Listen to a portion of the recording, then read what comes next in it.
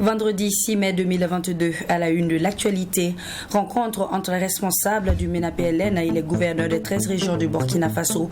Au cœur de les échanges, la question de l'organisation des examens session 2022 et des solutions pour la réalisation des infrastructures au titre du projet d'amélioration d'accès et la qualité de l'éducation. Tout s'arrange à la Fédération burkinabé de football. Un protocole de réconciliation entre les protagonistes a été signé ce 4 mai 2022, venant ainsi mettre fin à la crise. Vous entendrez donc dans quelques instants le président de la Fédération burkinabé de football. Et puis direction le Mali avec la reprise du procès de Al-Hassan Ag Abdulaziz à la CPI. Prévu pour le 9 mai prochain, la Cour pénale internationale a tenu une rencontre d'information avec les journalistes afin de leur faire comprendre la procédure en cours, mais aussi donner des orientations sur la couverture du procès. Les détails en fin d'édition. Mesdames, Messieurs, bonjour et bienvenue à toutes et à tous. Nous démarrons ce journal avec cette rencontre entre les responsables du MENA-PLN et les gouverneurs des 13 régions du Burkina Faso qui s'est tenue hier. Il a été question pour ces derniers de parler de l'organisation des examens session 2022, mais également de trouver des solutions pour la réalisation des infrastructures au titre du projet d'amélioration d'accès et de qualité de l'éducation. Face aux défis sécuritaires que vit le Burkina Faso, la construction de bon nombre d'infrastructures reste confrontée à de grandes difficultés. C'est un reportage signé Michael Tougri. Le ministre en charge de l'éducation nationale et de l'alphabétisation l'a affirmé face au gouverneur des 13 régions du Burkina Faso. Le projet d'amélioration de l'accès et de la qualité de l'éducation PACE rencontre des difficultés dans sa mise en œuvre. Sur le terrain, la question sécuritaire freine la réalisation de plusieurs infrastructures scolaires, dont 8 lycées et 13 collèges d'enseignement général, 6 lycées scientifiques régionaux et 50 salles de classe complémentaires. Responsables du ministère et gouverneurs examinent la situation afin de trouver des solutions consensuelles à la réalisation de ces infrastructures programmées et financées par la Banque mondiale. Vous avez des localités là où effectivement les entrepreneurs par exemple ne peuvent pas avoir accès, ne peuvent pas aller réaliser les travaux. Nous sommes tous conscients de ces difficultés-là. Quand on sait que l'accompagnement de la Banque mondiale est aussi conditionné par un data timing, ça veut dire que le temps court et qu'il va falloir pour nous trouver des solutions. C'est dans ce sens-là que les gouverneurs sont ici ce matin pour réfléchir avec nous et voir comment est-ce qu'on peut trouver des plans B ou en tout cas voir comment est-ce qu'on peut réaliser ces infrastructures-là en toute sécurité. L'autre défi pour le ministre en charge de l'éducation nationale et de l'alphabétisation, Lionel Bilgo, reste la bonne organisation des examens scolaires session 2022. Avec le gouverneur, c'est l'occasion pour faire l'état des lieux des préparatifs des examens et concours dont les épreuves sportives ont débuté ce 4 mai. Vous savez très bien que ça se déroule sur toute l'étendue du territoire et que nous sommes frappés par une insécurité grandissante.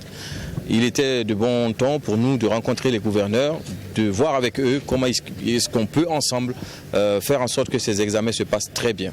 Donc toute cette matinée, nous allons travailler ensemble sur des solutions, sur des stratégies pour non seulement sécuriser les examens, mais pour aussi permettre à l'ensemble des élèves qui sont en classe d'examen de pouvoir y prendre part. Il faut le rappeler, à la date du 31 mars 2022, 3664 écoles restaient fermées pour plus de 500 000 élèves affectés, 125 écoles délocalisées pour des raisons d'insécurité. Nous restons toujours avec le ministre en charge de l'éducation nationale et de l'alphabétisation sur la question de l'éducation en situation d'urgence. Fort est de constater que certains sont aujourd'hui des déplacés internes. Que fait donc le ministère pour reprendre ces derniers? Écoutons Lionel Bilgo, ministre en charge de l'éducation nationale avec Michael Tougri. Je vous fais remarquer que le ministère de l'Éducation nationale a mis en place un système qui permet d'accueillir, de recevoir les élèves en classe d'examen. Nous avons également enregistré beaucoup d'élèves qui n'avaient pas de documents parce que leur zone a été frappée par l'insécurité. Ils ont pris leurs bagages, ils ont quitté leur localité, ils n'ont pas pu avoir l'acte de naissance avec eux. Nous avons quand même enregistré ces élèves-là et nous poursuivons justement la reconstitution de leurs documents pour plus tard. Certains aussi n'avaient pas les moyens pour faire l'inscription. Nous avons également mis en place un système d'urgence urgences permettant de prendre en compte tous ces élèves-là. Donc c'est un travail de longue haleine qui n'a pas débuté aujourd'hui. D'autres ont quitté leur localité, n'avaient pas pu rattraper certains cours. Il y a aussi également des cours de rattrapage qui ont été mis en place, des établissements d'accueil momentanés également pour ces élèves-là. Certains ont été relocalisés, réinsérés dans d'autres établissements. À l'heure actuelle, en tout cas, nous pensons que, et c'est l'occasion pour moi de les féliciter, l'ensemble du système éducatif a pu prendre en compte l'ensemble des urgences concernant les élèves en classe d'examen. C'est vrai qu'on ne peut pas dire qu'on maîtrise tout à fait le terrain. Il y a toujours des cas qui se présentent à nous, mais à chaque fois qu'un cas a été présenté au ministère de l'Éducation nationale, il y a eu un engouement et une motivation à résoudre ces cas-là.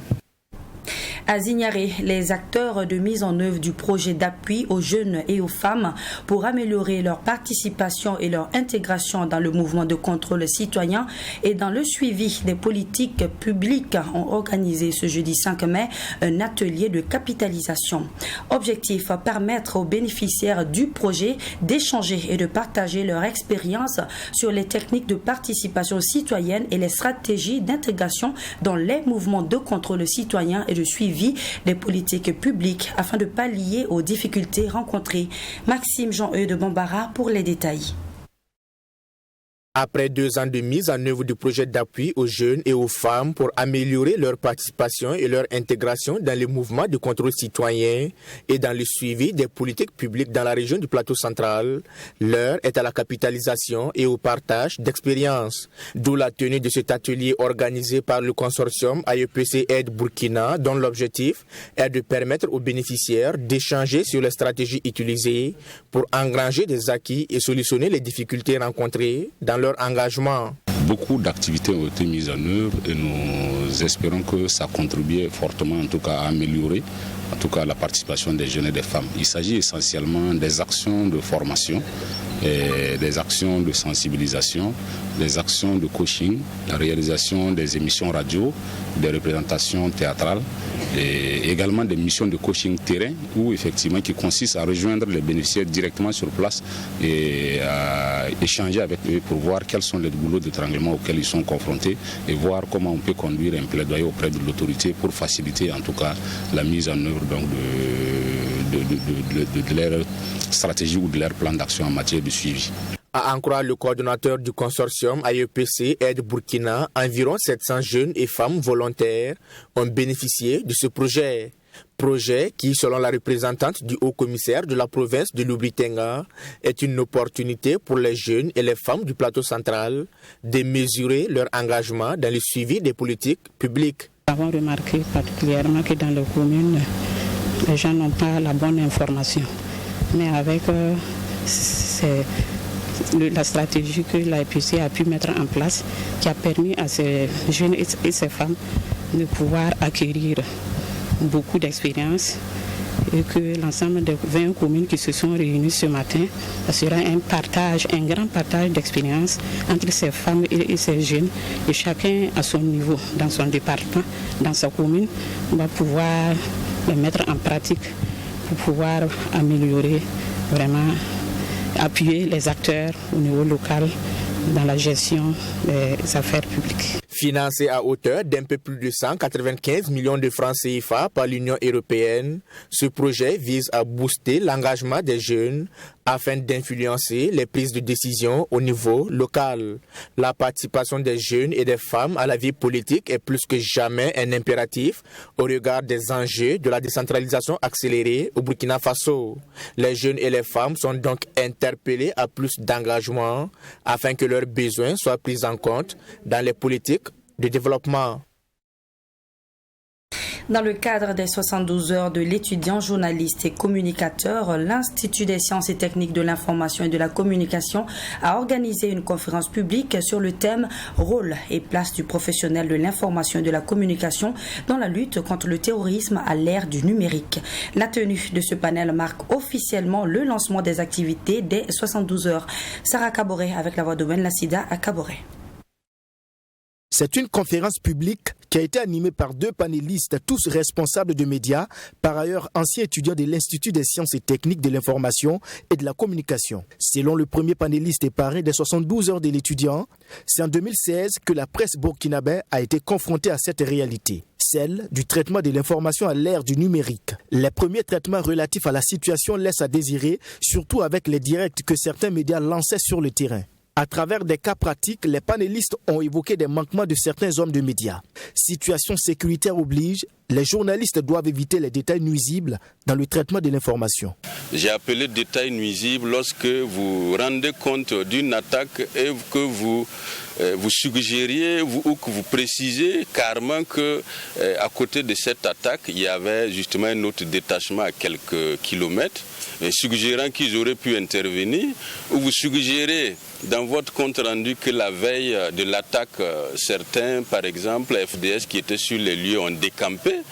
Alors, après, n'allons pas dire pourquoi il y a des difficultés de collaboration entre FDS. Ça veut dire que nous avons quelque part contribué à exacerber cette situation. Quand bien même le métier est régi par des textes, qui d'ailleurs ont été revus au cours des échanges, le second panéliste invite quant à lui ces futurs hommes et femmes de médias à un sursaut patriotique. En cette période de crise sécuritaire, le journaliste se doit de véhiculer un message d'espoir, insiste-t-il. Par cette communication, nous avons tout simplement rappelé aux futurs journalistes et aux futurs communicateurs que pour bien jouer notre rôle dans la lutte contre le terrorisme, il nous faut tout simplement être des bons journalistes et des bons communicateurs.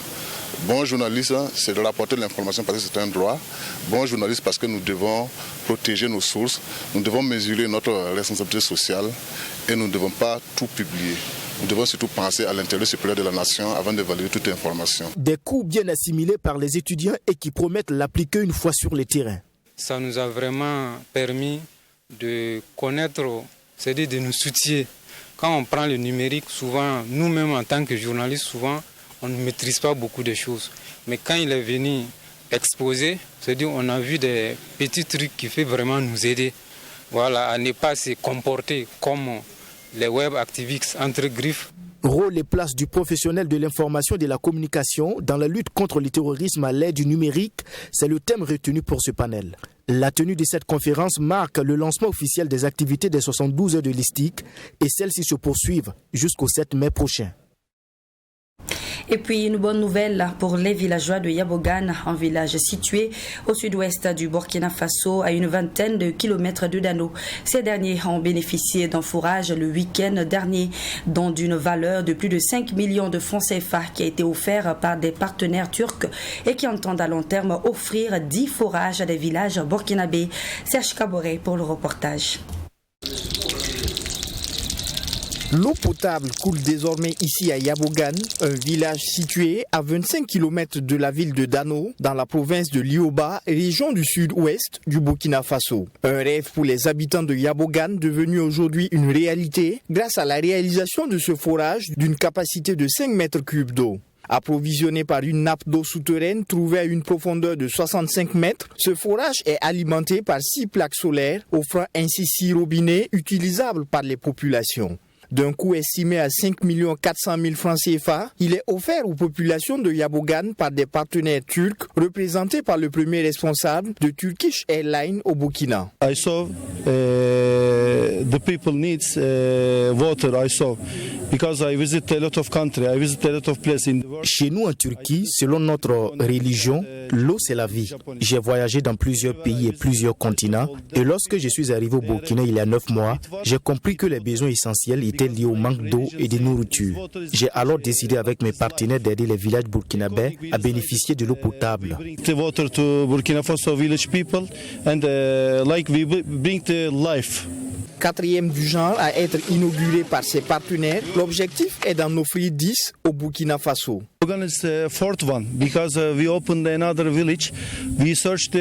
Nous avons fait le choix de Yabogan parce que le besoin d'eau ici à Yabogan était important. Et ce n'est pas le premier village à qui nous offrons un forage. C'est la deuxième grande réalisation en termes de capacité et le quatrième à être inauguré. Avant de quitter le Burkina, nous espérons réaliser 10 forages. Celui de Yabogan s'appelle Ramazan en raison du mois béni du Ramadan dans lequel il est inauguré. Maybe my target is 10 more than 10. Autrefois obligé de parcourir de longues distances pour s'approvisionner en eau potable, c'est désormais une fin de calvaire pour les populations de Yabogan. Notre souhait était que tous les villages puissent avoir au moins, je veux dire tous les secteurs de ces villages, les 8 secteurs puissent avoir un forage de cette nature-là pour que les gens aient de l'eau potable. Parce que la présence de l'eau potable, ça règle beaucoup de problèmes. Les maladies diarrhéiques, les maladies liées aux problèmes d'eau, toutes ces maladies-là disparaissent du coup. Donc c'est un plus, mais ce n'est pas suffisant. Afin de manifester leur reconnaissance aux partenaires pour le don du forage, des cadeaux composés du symbole de la culture d'Agara, représenté par l'arc et son carquois, ainsi qu'un bélier ont été offerts par les populations. Les donateurs ont pu assister aux réjouissances, chants et danses, plongeant Yabogan dans une véritable ferveur.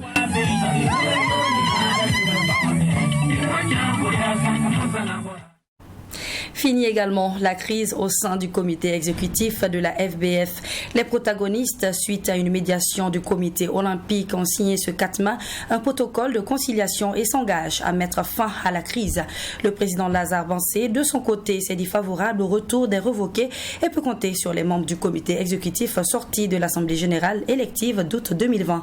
Suivant ce reportage. Poignée de main ferme et vigoureuse entre Lazare Bansé et Raymond Papi Dagba. Quoi de plus pour dire que la crise qui perturbait le bon fonctionnement du comité exécutif de la Fédération burkinabé de football est désormais arrangée aux oubliettes. Lazare Bansé et les désormais ex-révoqués se sont engagés à signer un document de conciliation ce 4 mai sous les yeux du président du comité olympique burkinabé, Jean Yamiogo, artisan de la médiation. Ainsi, les 21 membres du comité exécutif issus de l'Assemblée générale élective d'août 2020 pourront désormais travailler d'un commun accord jusqu'à la fin du mandat dans 2 ans, et cela à la grande satisfaction du président Jean Yamiogo. La Fédération burkinabé de football, qui était en crise depuis un certain temps, vient de faire une réunion avec le président du comité olympique que je suis, avec le représentant du ministère, trouver une solution à cette crise. Je pense qu'on ne demandait pas mieux que de voir des acteurs d'une même discipline s'entendre sur l'essentiel. Je dis bien sur l'essentiel. Obligé depuis plusieurs mois à faire sans certains de ses camarades du comité exécutif, Lazare Bansé n'a pas fait de résistance au moment de tendre la main aux ex-révoqués. Voilà, les membres du comité exécutif ont donc décidé de fumer le calumet de la paix du rassemblement. Donc nous allons nous retrouver, pour ne pas dire que nous nous sommes déjà retrouvés comme une équipe unie, rassemblée, donc pour le bien de notre football. Vous savez que nous avons des échéances, le peuple burkinabé nous attend. Donc nous avons donc répondu à l'appel du peuple en réussissant cette réconciliation. La réconciliation désormais actée au sein du comité exécutif. Il faudra désormais travailler à relever les défis qui se présentent au football burkinabé. Mais avant, le comité exécutif devra trancher sur une autre question, elle aussi objet de divergence, le choix du futur sélectionneur. À ce niveau, Lazare Bansé et ses hommes pourraient également montrer que la réconciliation n'est point de façade. C'est sûr qu'on va trouver une entente à partir du moment où nous avons trouvé un accord pour le bon fonctionnement du comité, n'est-ce pas?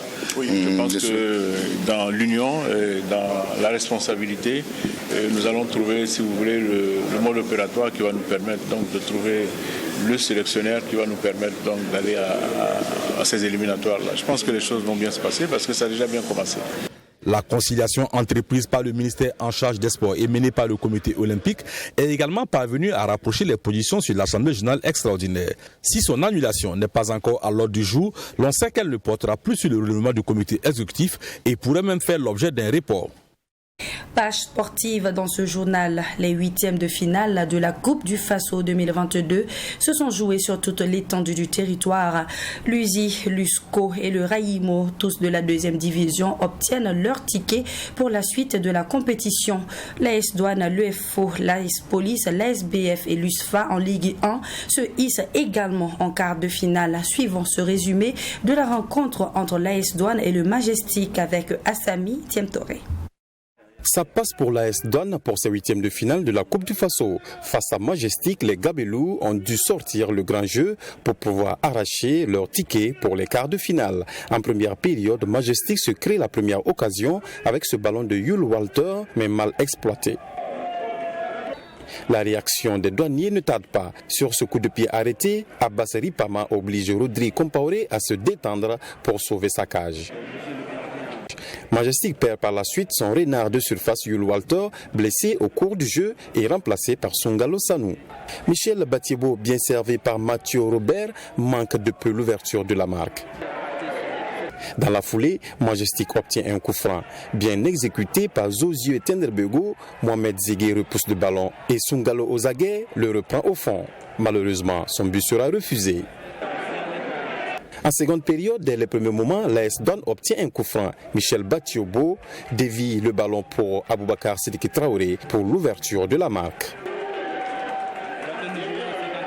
Cette joie ne dure pas. 4 minutes plus tard, Sungalo Sanou remet les pendules à l'heure. Un but partout et tout est à refaire. Omar Kaboré, entré en cours de jeu, gagne la dernière occasion, mais Rodri Compaoré ne tremble pas. Soit au final un but partout. On procède alors par les tirs au but pour les départager. Bien appliqué, l'AS Douanes réussit 5 tirs contre 3 et se qualifie.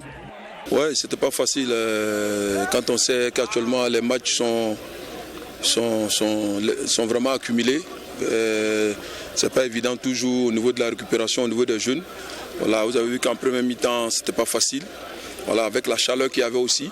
Et en seconde mi-temps, on se remet dans le bon sens tout de suite. Et avec Sidiki Aboubakar Traoré qui arrive à scorer. Donc pour nous, il était question de garder ce score-là jusqu'à la fin. Mais malheureusement, je pense que les jeunes gens du Majestic n'ont pas démérité. Voilà, ils ont poussé et ils ont pu revenir au score. Donc voilà un peu. Donc au tir fatidique, je pense que c'est l'expérience de mes garçons qui ont payé. Du côté de Majestic, c'est naturellement une déception d'avoir perdu après un match bien maîtrisé. Selon Moussa Sanogo, l'entraîneur, son équipe n'a pas démérité. La loi de la coupe, je pense que l'équipe la plus appliquée a certainement gagné. Mais dans l'ensemble, je pense que ça a été un match pour nous qui n'a pas répondu à nos attentes. Parce qu'on pensait pouvoir faire quelque chose pendant les 90 minutes, bien que nous ayons beaucoup d'absence. Parce que l'équipe est imputée de 6 éléments titulaires. Donc il a fallu remodifier carrément le groupe, ce qui n'était pas évident. Mais chapeau à eux parce qu'ils se sont battus. Ils ont cru, ils ont tout donné. Bon, c'est la loi des tirs au but. Il faut forcément un vainqueur. Je pense que l'AS Douanes était plus adroit que nous. Félicitations à eux et bonne suite. L'AS Douanes sera donc face à la SFB, qualifiée également pour les quarts de finale. Débutée en 2018, la reprise du procès du Malien Al-Hassan Ag Abdulaziz est prévue pour le 9 mai prochain. En prélude à cette reprise, le bureau de la Cour pénale internationale a organisé ce jeudi 5 mai 2022 une journée d'information à l'endroit des journalistes. Al-Hassan Ag Abdulaziz est sous le coup de plusieurs chefs d'accusation et pour mieux comprendre la procédure en cours, la responsable de l'information publique au bureau de la CPI au Mali nous donne des explications à ce sujet. Propos recueillis par notre correspondant au Mali, Bouraïman Soulo. Alors nous avons organisé cette séance de formation des journalistes et d'information, surtout des journalistes de Bamako, pour donner les outils et les clés nécessaires pour la couverture du procès Al-Hassan qui va s'ouvrir le lundi 9 mai avec les déclarations de la défense et la présentation des charges de la défense dans cette affaire. Al-Hassan est accusé de crimes contre l'humanité et de crimes de guerre pour des crimes commis à Tombouctou entre 2012 et 2013. Le procès est ouvert en 2018 à La Haye. Et aujourd'hui, donc dans quelques jours, ça sera maintenant à la partie de la défense de commencer sa présentation des preuves. L'important de communiquer sur ce procès est aussi pour nous de pouvoir informer les communautés des victimes et la communauté affectée en général, la population malienne de manière générale, sur le procès et sur le déroulement de la procédure. Pour que tout le monde puisse être informés de ce qui se passe à La Haye et pendant ce procès, pendant les audiences. La présentation de l'accusation a déjà commencé en 2018. En février, il y a eu la présentation des représentants légaux des victimes. Maintenant, c'est au tour de la présentation de la défense de Alassane de présenter ses preuves à décharge. Lorsque tout semble être contre vous, n'abandonnez surtout pas. Allez jusqu'au bout et souvenez-vous que l'avion décolle face au vent et non avec le vent. Merci de nous avoir suivis et à demain pour de nouvelles informations.